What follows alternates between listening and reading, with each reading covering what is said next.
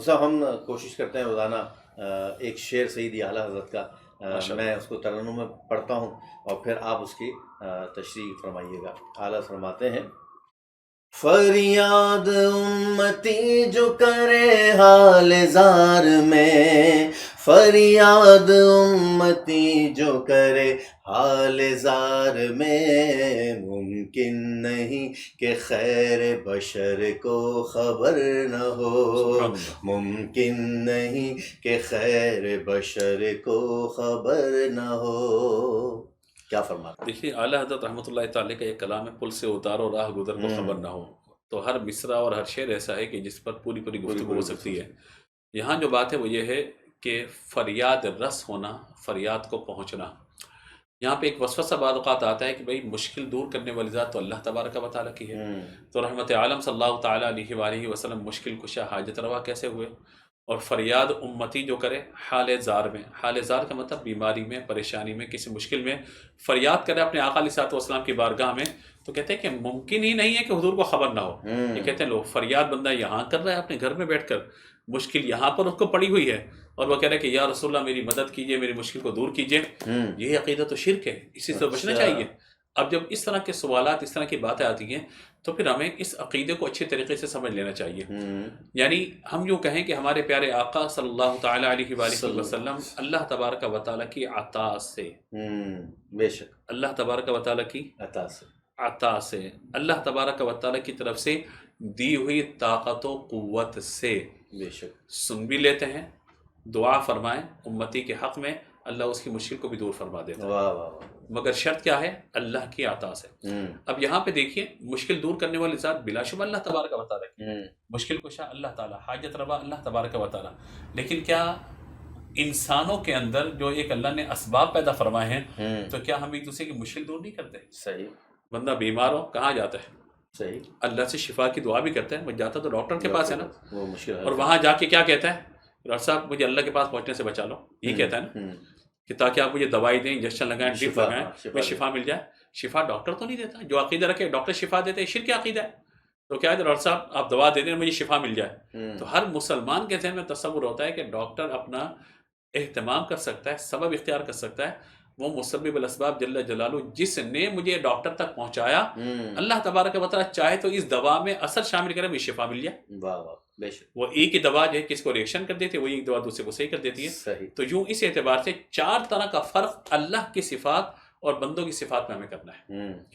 یعنی ایک تو ہے نا کہ اللہ تبارک و تعالیٰ کی جتنی صفات ہیں وہ ذاتی ہیں، مخلوق کی جتنی صفات ہیں وہ سب کی سب عطائی ہیں، صحیح، یعنی اللہ کی عطا سے۔ بے شک۔ نمبر دو، اللہ تبارک و تعالیٰ کی جتنی صفات ہیں وہ لامحدود ہیں، ان کی کوئی حد نہیں ہے، اور مخلوق کی جتنی صفات ہیں وہ محدود ہیں۔ محدود ہے۔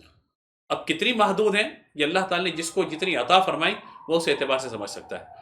تیسری گزارش اس اعتبار سے یہ کہ اللہ تبارک و تعالیٰ کی طرف سے جو بھی بندوں کو صفات عطا فرمائی گئی ہیں وہ فانی ہیں، اور اللہ کی صفات ساری غیر فانی ہیں۔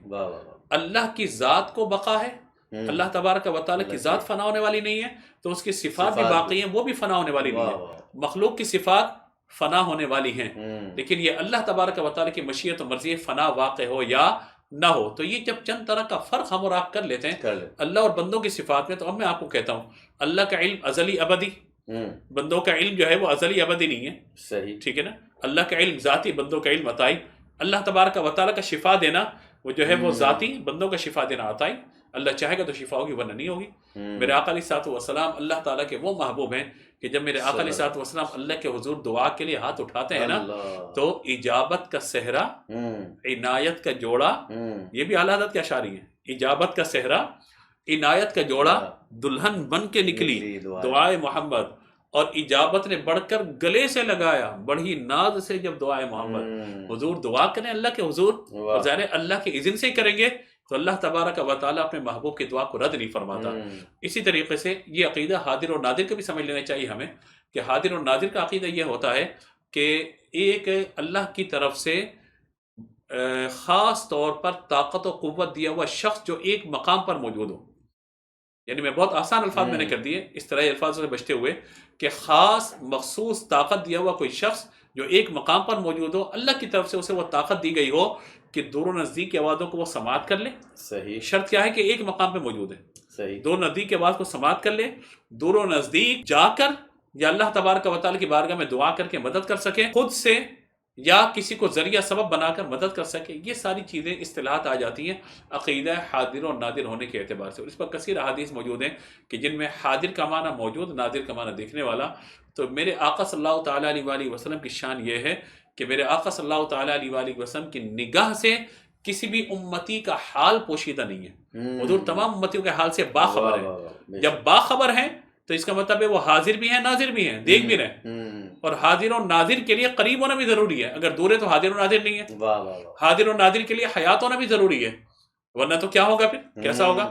تو اسی لیے میرے آقا علیہ الصلوۃ والسلام کی جو عقیدہ حاضر اور ناظر پر ہم بات کرتے ہیں, اللہ نے جو ایک ازلی وعدہ ہے کل نفس ذائقۃ الموت, اس کو پورا فرمایا. اور نبی پاک علیہ الصلوۃ والسلام کو جو حیات عطا فرمائے وہ میری اور آپ کی عقل سے ورا ہے. جب ایک شہید کی حیات کو ہم نہیں سمجھ سکتے کہ وہ زندہ ہے, سب دھڑ الگ ہونے کے بعد, تو نبی کی حیات کا مقام کتنا بلند و بالا ہوگا. یعنی امتی ہو کر شہید زندہ ہے تو نبی ہو کر زندہ نہیں ہوگا. کیا بات. تو یہ میرے آقا صلی اللہ علیہ وسلم کی حیات مبارکہ. پھر یہاں فریاد امتی جو کرے, کس طرح کرے, ایک عام حالت ہے, ایک حال زار میں, مشکل میں گڑ گڑا کر تڑپ کے پکارے. ممکن نہیں کہ خیر بشر کو خبر نہ ہو, یہ ہو ہی نہیں سکتا کہ جو خیر بشر ہیں, تمام بشریت کی جو خیر ہے, انہیں خبر نہ ہو. یہ کیسے ہو سکتا ہے؟ امتی نبی کا تعلق تو یہ ہے کہ اگر امتی کو کوئی تکلیف پہنچے تو حریص لقد جاءکم رسول من انفسکم عزیز علیہ ما عنتم حریص علیکم, تمہارا مشقت میں پڑھنا ہمارے نبی پر گناہ گزرتا ہے. تو لہذا حضور مشقت کی وجہ سے نماز کو مختصر فرما دیں, مشقت کی وجہ سے حضور اپنی دعا کو مختصر فرما دیں. تو کیسے ہو سکتا ہے کہ امتی پریشانی میں اپنے نبی کو پکارے اور یہ شرک ہو جائے؟ کیسے ہو سکتا ہے کہ پکارے اور یہ کفر ہو جائے؟ کیسے ہو سکتا ہے کہ پکارے اور ایمان سے خارج ہو جائے؟ نا جی, یہ تو عین ایمان ہے کہ بندہ اپنے نبی کی طرف توجہ کرتا ہے کہ یا رسول اللہ کلمہ بھی آپ نے پڑھایا, ایمان بھی آپ نے دیا, تمہیں نے تو کیا ہم کو مسلمان, یا رسول اللہ تمہیں ہو ہمارا دین و ایمان, یا رسول اللہ اب مشکل بھی آئے گی ہم آپ کو پکاریں گے, آپ اپنے رب سے دعا کریں ہماری اس مشکل کو حل فرمائیں. واہ واہ سبحان اللہ. میں قرباں اس عطائے دستگیری پر میرے آقا سبحان اللہ مدد کو آ گئے, جب بھی پکارا یا رسول سبحان اللہ, اس دل سے جو پکارتے ہیں سرکار ان کی بے شک دستگیری فرماتے ہیں, کرم فرماتے ہیں.